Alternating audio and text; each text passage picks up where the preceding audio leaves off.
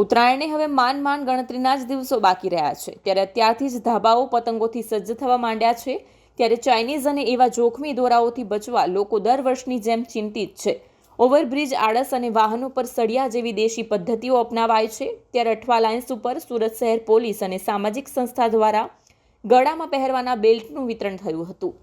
14મી તથા 15મી જાન્યુઆરી દરમિયાન ઉત્તરાયણના તહેવારની ઉજવણી ગુજરાતમાં ખૂબ જ આનંદ અને હર્ષોલ્લાસથી કરવામાં આવે છે,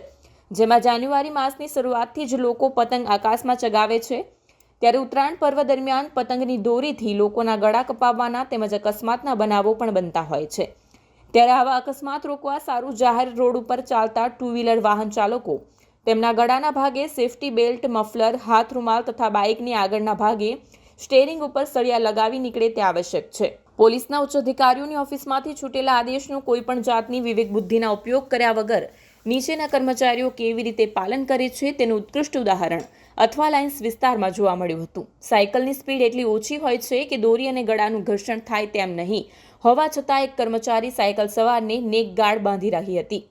district traffic education and welfare society Surat તેમજ સત્તા સેવા કાનૂની સેવા મંડળ દ્વારા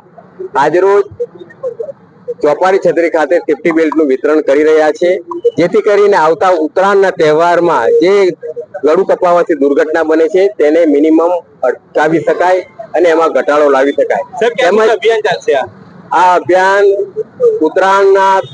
તહેવાર સુધી તેમજ ઉત્તરાયણ પત્યા પછી પણ 2 દિવસ સુધી સદંતર સુરતના અલગ અલગ પોઈન્ટ જે મેજર પોઈન્ટ કહેવાય છે, કારગિલ ચોક, વાય જંકશન એવા અલગ અલગ પોઈન્ટો પર આ કાર્યક્રમ ચાલુ રહેશે અને મેક્સિમમ લોકોને આવરી શકાય એ પ્રમાણે સેફટી બેલ્ટનું વિતરણ કરવામાં આવશે। મારું નામ બ્રિજેશ વર્મા છે, ડિસ્ટ્રિક્ટ ટ્રાફિક એજ્યુકેશન વેલફેર સોસાયટીમાં હું પ્રેસિડેન્ટ તરીકે છું અને આજ રોજ